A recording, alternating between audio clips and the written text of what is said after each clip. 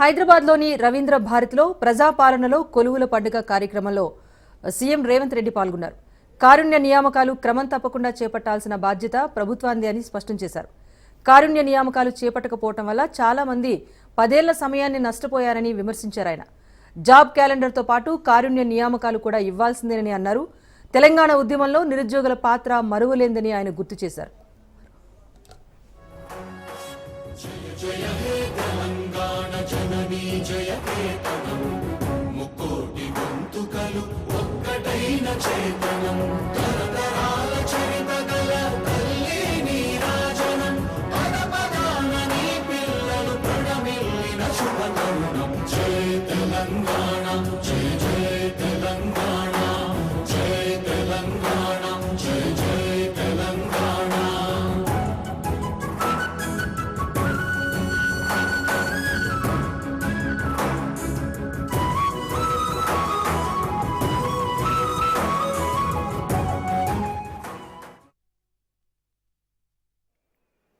అందుకే నేను నిర్ణయించుకున్నా, ఏ ఖాళీలైనా పెండింగ్ పెట్టకండి. అందుకే గ్రూప్ 1 ఎన్ని రకాల కేసులు వేసినా సుప్రీంకోర్టు వరకు కొట్లాడి అన్ని కేసులను, తప్పుడు కేసులను అన్నిటిని కూడా బంగాళాఖాతం లేపించి ఇవాళ గ్రూప్ 1 ఫలితాలు ఇచ్చింది. ఉమ్మడి రాష్ట్రంలోనే స్వతంత్రం వచ్చినప్పటి నుంచి 563 గ్రూప్ 1 పోస్టులు ఎన్నడి వలే ఇవాళ మన ప్రభుత్వం 30 రోజుల్లో 563 మంది గ్రూప్ 1 పోస్టులను మనం నియమించుకోబోతున్నాం. గ్రూప్ 2, గ్రూప్ 3 కూడా మనం ఫలితాలు ఇచ్చినాం. సర్టిఫికెట్స్ వెరిఫికేషన్ ఇవన్నీ జరుగుతున్నాయి. విత్ ఇన్ డేస్లో 2000 గ్రూప్ 1, గ్రూప్ 2, గ్రూప్ 3 కలిపితే దాదాపుగా 2000 పైచిలకు ఉద్యోగాలు నియామక పత్రాలు తెలంగాణ రాష్ట్రంలో ఇంకో 30-40 రోజుల్లో మనము నియమించుకోబోతున్నాం. ఉద్యోగాలు 2-2.5 వేలు ఉండొచ్చు, కానీ 10 లక్షల పైగా విద్యార్థులు కోచింగ్ సెంటర్లో చుట్టూతో తిరుగుతూ వాళ్ళు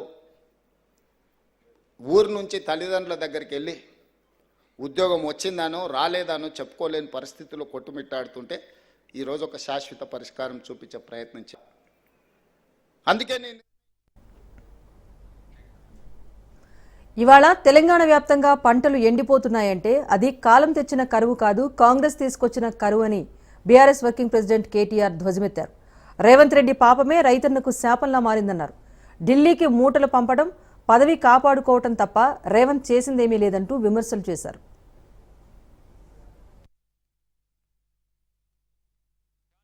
దాన్ని మార్చిన నాయకుడు, ఆనాడు ఒక పార్టీ పెట్టి తెలుగు వాళ్ళు కూడా భారతదేశంలో ఉన్నారు అని చెప్పిన నాయకుడు అన్న నందమూరి తారక రామారావు గారు. ఆ తర్వాత ఈ దేశంలో తెలంగాణ కంటూ ప్రత్యేకమైన అస్తిత్వం ఉన్నది, ఇక్కడ ఈ దేశంలో తెలంగాణ అనే పౌరుషాల గడ్డ ఉన్నది అని ఎలుగెత్తి చాటిన నాయకుడు మన నాయకుడు గౌరవనీయులు పెద్దలు కేసీఆర్ గారు అన్న మాట నేను గుర్తు చేస్తా ఉన్నా. నేను ఎన్టీఆర్ గారి పేరు ఎందుకు తీసుకున్నానంటే దానికి ఒక ప్రత్యేకమైన సందర్భం ఉంది. ఈ 76 ఏళ్ల భారతదేశ స్వాతంత్రానంతర రాజకీయ చరిత్ర చూస్తే 2 పార్టీలు, తెలుగు గడ్డ నుంచి పుట్టిన పార్టీలు, విజయవంతంగా 25 ఏళ్ల పైచిలకు ప్రస్థానాన్ని కొనసాగించిన పార్టీలు 2. ఒకటి అన్నగారు పెట్టిన పార్టీ తెలుగుదేశం, సరే ఇవాళ అటుపక్కకి వెళ్ళిపోయింది, అక్కడే ఉంది. కానీ ఇక్కడ మళ్ళీ 2వ పార్టీ మన నాయకుడు ఎగిరేసిన గులాబీ జెండా నుంచి తెలంగాణ వారి గుండెల్లోంచి పుట్టిన పార్టీ మన పార్టీ బీఆర్ఎస్ పార్టీ. ఆనాడు ఇలా చాలా మంది చాలా మాట్లాడొచ్చు. జగదీష్ అన్న చెప్పినట్టు ఇలా ఎవడు పడితే వాడు, భూమికి 3 ఫీట్లు ఉన్నోడు కూడా చాలా మాట్లాడుతున్నాడు అసెంబ్లీలో. భూమికి 3 ఫీట్లు కూడా లేడు, కానీ మరుగుజ్జు వాడు కూడా మాట్లాడుతున్నాడు. మరుగుజ్జు అంటే నేను మరుగుజ్జులను అవమానిస్తలేను, రాజకీయ పిగ్మీ అంటున్నా. కేసీఆర్ మోకాలెత్తు కూడా సరిపోనోడు కూడా ఇలా ఓహో ఆహా అని చెప్పి గర్జిస్తా ఉన్నాడు. టైం ఎట్లొచ్చిందంటే గ్రామ సింహాలు కూడా సింహాల్లాగా ఎగురుతున్నాయి, వానపాములు కూడా నాగుపాములై బుసగొడుతున్నట్టు పోజులు కొడుతున్నాయి. అట్లాంటి పరిస్థితి వచ్చింది. సికింద్రాబాద్ కంటోన్మెంట్ లో పలు అభివృద్ధి పనులకు మంత్రి పొన్నం ప్రభాకర్, ఎమ్మెల్యే శ్రీ గణేష్ శంకుస్థాపన చేశారు. కంటోన్మెంట్ అభివృద్ధికి తెలంగాణ ప్రభుత్వం కట్టుబడి ఉందని మంత్రి పొన్నం తెలిపారు. నీటి సమస్యతో పాటు ఇతర సమస్యల పరిష్కారం కోసం సీఎం సూచనల మేరకు 5 కోట్ల రూపాయలను కేటాయిస్తున్నట్లు మంత్రి పొన్నం ప్రభాకర్ తెలిపారు. త్రాగునీటి సమస్యకు సంబంధించి కానీ ఇతరత్ర ఏవైతే గణేష్ గారు కోరినారో వాటిని కూడా శాంక్షన్ చేయడానికి ప్రతిపాదనలు ఒక 5 కోట్ల రూపాయలు ఇవ్వాల్సిందిగా ఈ సందర్భంగా 5 కోట్ల రూపాయలని కంటోన్మెంట్ నియోజకవర్గానికి శాంక్షన్ చేస్తూ గౌరవ ముఖ్యమంత్రి గారి పక్షాన వస్తువులు అడిగినా గణేష్ అన్న పోతే అని అడుగుతారు, మరి ఏం చెప్పాలి? ఒక 5 కోట్ల రూపాయలు చెప్పినా దాని తర్వాత మళ్ళీ నా దగ్గరికి వచ్చినప్పుడు నాకు కూడా కొద్దిగా చేయలు ఉన్నారు కదా, మళ్ళీ అని అడిగితే నేను కూడా ఇవ్వాలి కదా, ముందైతే 5 కోట్లు చెప్పన్నారు. కాబట్టి ఎండాకాలంలో నీళ్ళ సమస్య రాకుండా అటువంటి పనులకు ప్రాధాన్యత ఇస్తూ ఇంకా ప్రజలు చాలా తీవ్రంగా ఎదుర్కొంటున్న ఇబ్బంది ఉంటే ఆ ప్రతిపాదనలు చేయండి.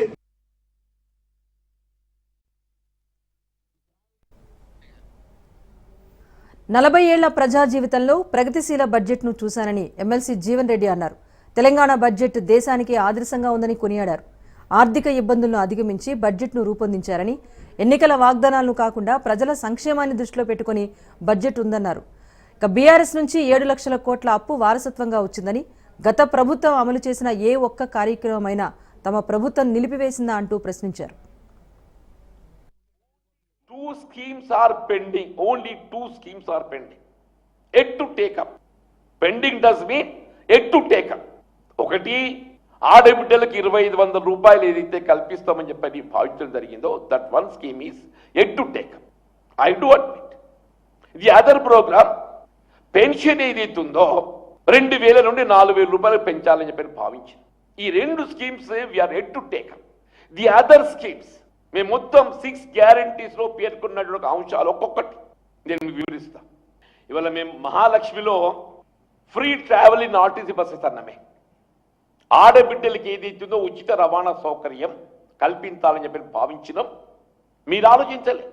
This is right from 9th of December we are getting it implement. 7th of December ఏదైతుందో ప్రభుత్వం బాధ్యతలు చేపట్టింది. 9th వెళ్ళి ఏదైతుందో వీళ్ళ ఉచిత రవాణా సౌకర్యం ఆడబిడ్డలకు ఏ విధమైనటువంటి ఆంక్షలు లేకుండా తెలంగాణ బిడ్డలు ఆధార్ కార్డ్ ఆధారం, అట్లాగే గ్యాస్ సిలిండర్ 500 రూపాయలు. వీళ్ళ దేశంలో ఎంత ఉండని గ్యాస్ సిలిండర్ కాస్ట్ 500 రూపాయల కంటే అధికంగా చెల్లించే ఒక మొత్తం ఏదైతున్నదో రాష్ట్ర ప్రభుత్వం భరించే విధంగా మీరు అమలు చేయలేదే, మీరు ఆలోచన చేయలేదే. ఈ 2 ప్రోగ్రాం మీరు ఆలోచన చేసిందా? భారతీయ జనతా పార్టీ ఆలోచన చేసిందా? రైతు భరోసా ఇప్పుడే పేర్కొన్న మీతో నేను. ఇవాళ ఇందిరమ్మ ఆత్మీయ భరోసా వ్యవసాయ కూలీలు.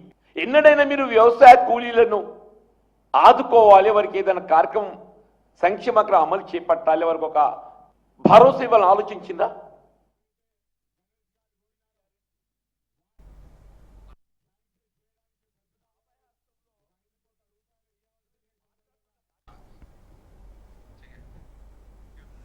బీఆర్ఎస్ పై ప్రభుత్వ విప్ అడ్లూరి లక్ష్మణ్ ఫైర్ అయ్యారు. గత ప్రభుత్వంలో వాళ్లే రాజులు మంత్రులుగా ఉన్నారని కేటీఆర్ హరీష్ రావులను ఉద్దేశించి అడ్లూరి లక్ష్మణ్ మండిపడ్డారు. పంట పొలాలు ఎండిపోతే ఒక్కరు కూడా మాట్లాడటం లేదని అన్నారు. రైతులు నాటి మంత్రుల కాళ్లు పట్టుకున్నా కనికరించలేదన్నారు. 10 ఏళ్లలో కేసీఆర్ కుటుంబానికి తప్ప ఎమ్మెల్యేలు మంత్రులకు ఏమైనా పవర్ ఉండేదా అంటూ ఆయన ప్రశ్నించారు. 30 ఏళ్ల వర్గీకరణ సమస్యకు కాంగ్రెస్ ప్రభుత్వం పరిష్కారం చూపించిందన్నారు. ఉమ్మడి జిల్లాకు సంబంధించినటువంటి మంత్రులుగా ఉన్నటువంటి కేటీఆర్ గారు కానీ పంట పొలాలు ఎండిపోతే అప్పుడు అక్కడ పనిచేసినటువంటి ఆ ప్రభుత్వంలో పనిచేసినటువంటి మాజీ మంత్రిగా ఉన్నటువంటి కొప్పుల ఈశ్వర్ గారు కానీ, గంగుల కమలాకర్ గారు కానీ, ఈటల రాజేందర్ గారు కానీ ఎన్నడూ కూడా వచ్చి పంట పొలాలు ఎండిపోయిన రైతులను వచ్చి పరామర్శించుడు కానీ, ఆ పంట పొలాలు ఎండిపోయినందుకు ఎందుకు ఎండిపోయినాయి, మన నీళ్లు ఎక్కడికి పోయినాయి, మన కరీంనగర్ జిల్లా కాళేశ్వరం నీళ్ళు ఎక్కడికి పోతున్నాయి, ఎవరికి సావైతుంది, మన ప్రాంతానికి రావాల్సినట్టు మన జిల్లాకు రావాల్సిన నీళ్ళు ఎందుకు రాలేదని చెప్పేసి ఏ రోజు కూడా ఆలోచన చేయలే. అప్పుడున్న మంత్రి ఏమని మాట్లాడిందంటే, ఒక రైతు 2 కాళ్ళ మీద పడ్డాడు. ధర్మపురి మండలం పెగడపల్లి గ్రామంలో ఉన్నటువంటి నా నియోజకవర్గానికి సంబంధించిన మంత్రి ఈశ్వర్ కాళ్ళ మీద పడ్డాడు రైతు పోయి. నువ్వు వండించుకున్నాగా నువ్వే. ఏపీ అసెంబ్లీ సమావేశాలు నిరవధికంగా వాయిదా పడ్డాయి. 15 రోజుల పాటు జరిగిన ఈ సమావేశాల్లో 9 బిల్లులకు సభ్యులు ఏకగ్రీవ ఆమోదం తెలిపారు. 85 గంటల 55 నిమిషాల పాటు వివిధ బిల్లులపై చర్చించారు. రాష్ట్ర బడ్జెట్తో పాటు పలు బిల్లులపైన వాడివేడిగా చర్చ జరిగింది. సహకార బ్యాంకుల అవకతవకలపై సభా సంఘాన్ని నియమిస్తూ నిర్ణయం తీసుకున్నారు. చివరి రోజు ఏపీ అసెంబ్లీతో పాటు శాసన మండలిలోనూ ఎస్సీ వర్గీకరణ బిల్లును ప్రవేశపెట్టారు. రాష్ట్ర హోంమంత్రి వంగలపూడి అనిత ఈ బిల్లును ప్రవేశపెట్టారు. ఎస్సీ వర్గీకరణ బిల్లుకు అసెంబ్లీలో తెలుగుదేశంతో పాటు జనసేన మద్దతు తెలిపింది. ఎస్సీ వర్గీకరణ ప్రతిపాదనపైన సీఎం చంద్రబాబుతో సహా పలువురు సభ్యులు మాట్లాడారు. అనంతరం ఉభయ సభలను నిరవధికంగా వాయిదా వేస్తూ అసెంబ్లీలో స్పీకర్ అయ్యన్న పాత్రుడు ప్రకటన చేశారు.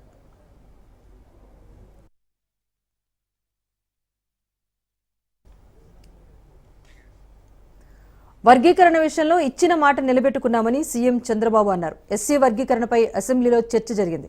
ఈ సందర్భంగా ఉత్తరాంధ్రలో రెల్లి కులస్తులు అధిక శాతం ఉన్నారని చంద్రబాబు గుర్తు చేశారు.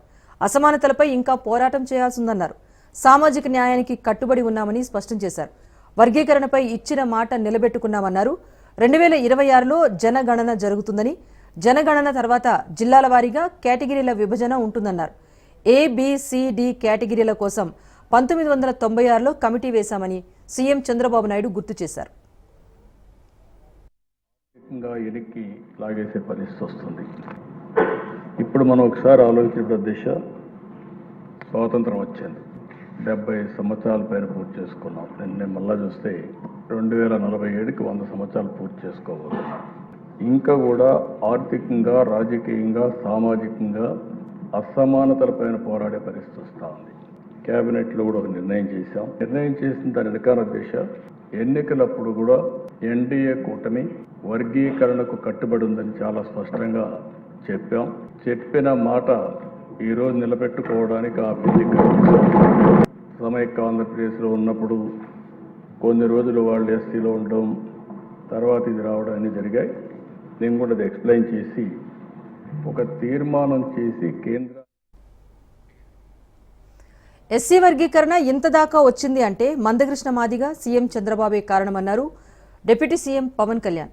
అసెంబ్లీలో ఎస్సీ వర్గీకరణపై చర్చ జరిగింది. ఈ సందర్భంగా ఉమ్మడి ఆంధ్రప్రదేశ్లో ఎస్సీ వర్గీకరణ చేసిన చంద్రబాబుకు పవన్ కళ్యాణ్ ధన్యవాదాలు తెలిపారు. ఎస్సీ వర్గీకరణతో అందరికీ మేలు జరుగుతుందని ఆశిస్తున్నట్లు తెలిపారు. మాదిగ కులానికి వన్నె తెచ్చిన మందకృష్ణకు ఈ సందర్భంగా ఆయన అభినందనలు తెలిపారు. ఎస్సీ వర్గీకరణపై చాలా చర్చలు జరిగాయన్నారు. గుర్తింపు లేని కులాలపైనే విస్తృతంగా చర్చలు జరిగాయని డిప్యూటీ సీఎం పవన్ కళ్యాణ్ వివరించారు. ధన్యవాదాలు తెలుపుతాను అధ్యక్ష. ఎందుకంటే ఒక చిన్న పుచ్చుకునే తనం నుంచి మిగతా కులాలకి ఏమాత్రం సర్నేమ్స్ అని అన్ని కులాలు పెట్టుకుంటాయి, కానీ మాదిగ కులం పెట్టుకోవాలంటే ఇబ్బంది పడే పరిస్థితుల్లో నేను మాదిగాని చెప్పగలిగే గుండె ధైర్యంతో, ఆత్మగౌరవంతో దాన్ని ముందుకు తీసుకెళ్లిన మందకృష్ణ మాదిగ్ గారిని అసెంబ్లీ సాక్షిగా మనస్ఫూర్తిగా వారిని అభినందిస్తున్నాను అధ్యక్ష. అలాంటి ఆత్మగౌరవ పోరాటాన్ని ముందుకు తీసుకెళ్లి దాన్ని ఆంధ్రప్రదేశ్ ఉమ్మడి రాష్ట్రంలో ప్రవేశపెట్టిన ఘనత, దాన్ని ముందుకు తీసుకెళ్లిన ఘనత శ్రీ నారా చంద్రబాబు నాయుడు గారికి, మన గౌరవ ముఖ్యమంత్రి గారు దక్కుతుంది అధ్యక్ష. ఈ రోజున దేశ స్థాయిలో దీన్ని ముందుకు తీసుకెళ్లగలుగుతున్నాం అంటే ప్రధానమంత్రి గారు దృష్టిలో పడింది అంటే దానికి నాంది ఆంధ్రప్రదేశ్ నుంచే పడింది అధ్యక్ష. ఇది వీటన్నిటిని వైసీపీ సభ్యుల తీరుపై స్పీకర్ అయ్యన్న పాత్రుడు అసహనం వ్యక్తం చేశారు. వైసీపీ సభ్యులు దొంగచాటుగా వచ్చి అటెండెన్స్ రిజిస్టర్లో సంతకాలు పెడుతున్నారన్నారు. ప్రశ్నలు వేస్తున్నారు తప్ప సభకు హాజరు కావటం లేదన్నారు స్పీకర్.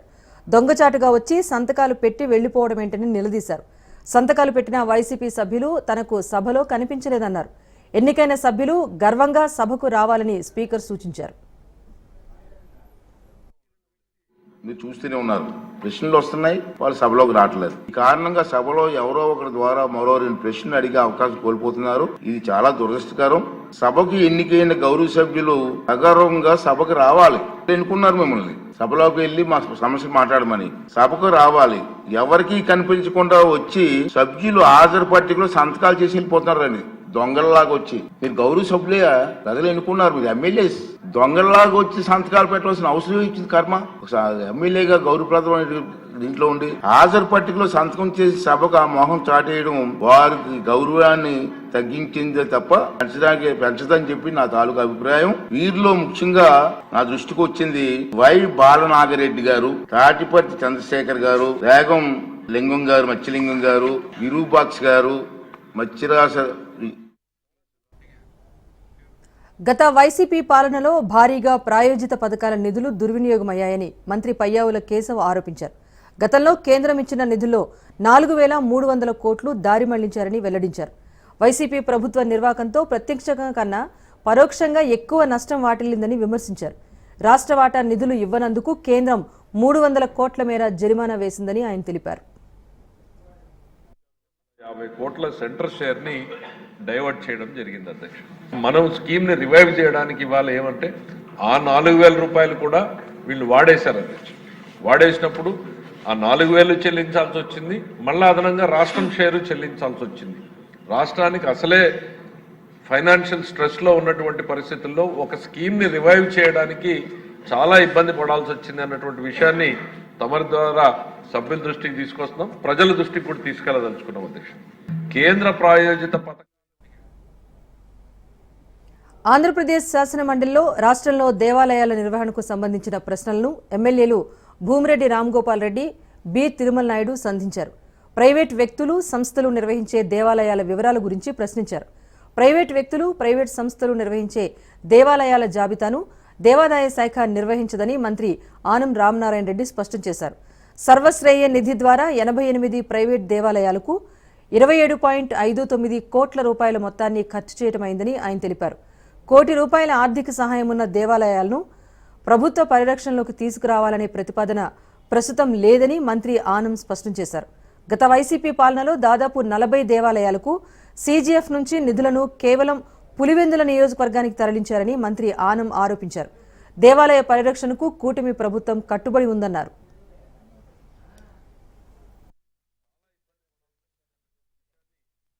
అధ్యక్ష, కోటి రూపాయల ఆదాయం ఉన్నటువంటి ఆలయాలకి సీజీఎఫ్ నిధులు ప్రభుత్వంలో పబ్లిష్ అయ్యుండి నోటిఫై అయ్యి ఉంటేనే వాటికి ఇవ్వాలి అధ్యక్ష.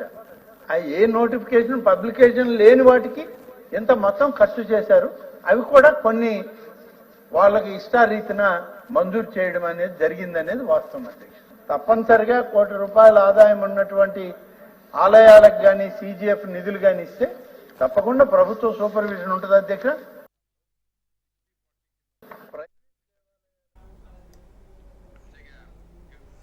మెగాస్టార్ చిరంజీవిపై పవర్ స్టార్ పవన్ కళ్యాణ్ ఆసక్తికరమైన ట్వీట్ చేశారు.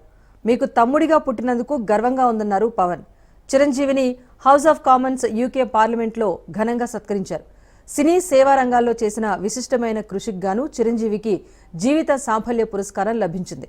దీంతో పవన్ కళ్యాణ్ ఆనందం వ్యక్తం చేశారు. ఎక్స్ వేదికగా పోస్ట్ చేశారు. సాధారణ మధ్యతరగతి ఎక్సైజ్ కానిస్టేబుల్ కుమారుడిగా జీవితాన్ని మొదలుపెట్టి స్వశక్తితో కళామ తల్లి దీవెనలతో మెగాస్టార్గా ఎదిగారు చిరంజీవి. 4.5 దశాబ్దాలుగా ప్రపంచవ్యాప్తంగా అభిమానులను అలరిస్తున్నారు. ఎన్నో అవార్డులు సొంతం చేసుకున్నారు. ఆయనకు తమ్ముడిగా పుట్టినందుకు ఎప్పుడూ గర్వంగానే ఉంటుంది. ఆయన్ను అన్నయ్యగా కంటే తండ్రి సమానుడిగా భావిస్తానన్నారు పవన్ కళ్యాణ్.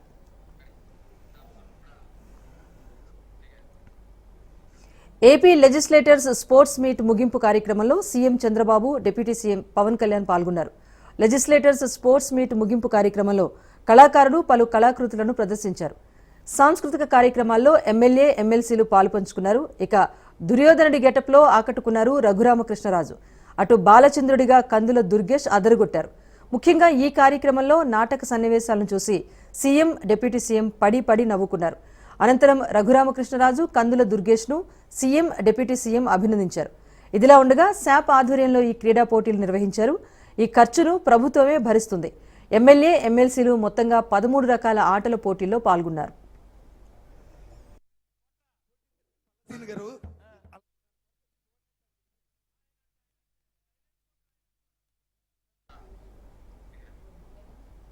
హైదరాబాద్ వేదికగా 72వ మిస్ వరల్డ్ పోటీలు జరగనున్నాయి. అందులో భాగంగా బేగంపేట టూరిజం ప్లాజాలో ప్రీ ఈవెంట్ ప్రెస్ కాన్ఫరెన్స్ నిర్వహించారు. మంత్రి Jupally, Miss World Limited CEO Julia Morley ఈ వేడుకకు చీఫ్ గెస్ట్గా హాజరయ్యారు.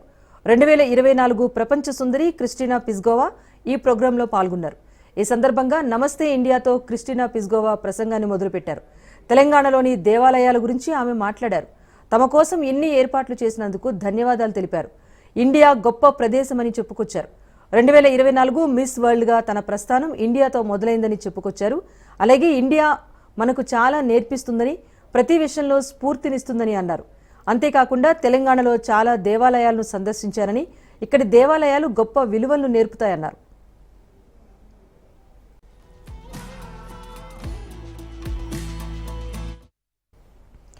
మే 6, 7వ తేదీన హైదరాబాద్లో మిస్ వరల్డ్ కంటెస్టెంట్స్ జరుగుతాయని, మే 10న గచ్చిబౌలి ఇండోర్ స్టేడియంలో ఓపెనింగ్ సెరమనీ ఉంటుందన్నారు మంత్రి జూపల్లి. ఇక మే 31న హైటెక్స్లో ఫైనల్స్ జరుగుతాయన్నారు.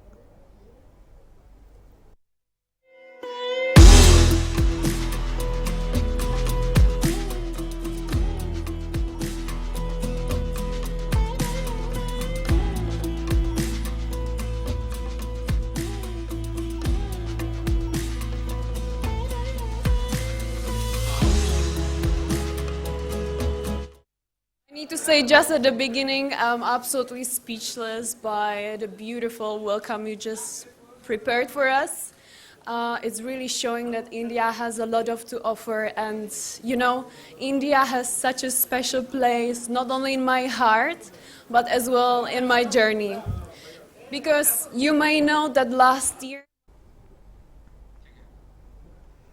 ఎస్ఎల్బీసీ టన్నెల్లో సహాయక చర్యలు వేగంగా కొనసాగుతున్నాయి. లోపల చిక్కుకున్న 7 మృతదేహాల వెలికితీత కోసం 27వ రోజు రెస్క్యూ ఆపరేషన్ కొనసాగింది. రెస్క్యూ ఆపరేషన్పై నాగర్ కర్నూలు జిల్లా అచ్చంపేట నియోజకవర్గంలోని దోమలపెంట ఎస్ఎల్బీసీ ఇన్లెట్ 1 ఆఫీస్ వద్ద నిర్వహించిన సమీక్షా సమావేశంలో ఉన్నతాధికారులు సహాయక చర్యల పురోగతిని సమీక్షించారు. టన్నెల్లో సహాయక చర్యలు నిరంతరాయంగా కొనసాగుతున్నాయి. ప్రమాద ప్రదేశంలో నీటి ఊటలు, మట్టి, పెద్ద బండరాలను తొలగించేందుకు అధునాతన పరికరాలను వినియోగిస్తున్నారు. అధిక సామర్థ్యం ఉన్న పంపుల ద్వారా నీటిని బయటకు తరలిస్తున్నారు. స్టీల్, మట్టిని పూర్తిగా తొలగించేందుకు ఎక్స్కవేటర్, లోకోట్రైన్, కన్వేయర్ బెల్ట్ వంటి పరికరాలను ఉపయోగిస్తున్నట్లు అధికారులు తెలిపారు.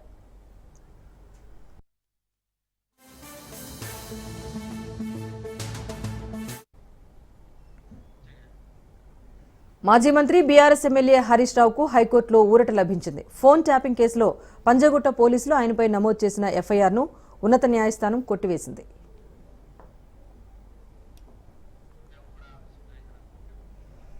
వ్యాపారి చక్రధర గౌడ్ ఫిర్యాదు మేరకు పంజగుట్ట పోలీసులు హరీష్ రావుతో పాటు రాధాకిషన్ రావు పైన కేసు నమోదు చేశారు. ఎఫ్ఐఆర్లో వీరిద్దరిని నిందితులుగా చేర్చారు. ఈ కేసులో ఇరువైపులా వాదనలు ఇప్పటికే ముగిగా ఇవాళ ఎఫ్ఐఆర్ను కొట్టివేస్తూ హైకోర్టు ఉత్తర్వులు జారీ చేసింది.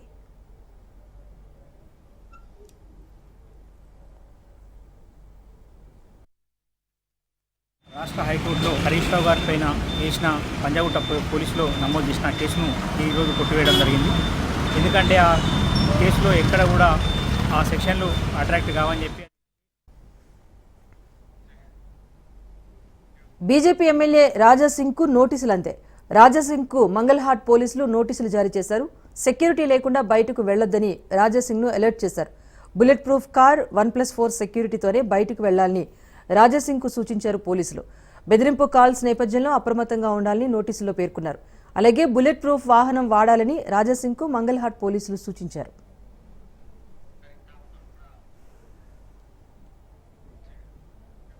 తెలుగు రాష్ట్రాల్లో యువతను బానిసగా చేస్తూ మరణాలకు కారణమవుతున్న బెట్టింగ్ యాప్స్ పైన, అలాగే వాటిని ప్రమోట్ చేస్తున్న సెలబ్రిటీలు, సోషల్ మీడియా ఇన్ఫ్లుయెన్సర్స్కు నోటీసులు జారీ చేశారు పోలీసులు. ఈ బెట్టింగ్ యాప్స్ను అరికట్టడమే లక్ష్యంగా పోలీస్ శాఖ కఠినమైన చర్యలు తీసుకునేందుకు రంగం సిద్ధం చేసింది.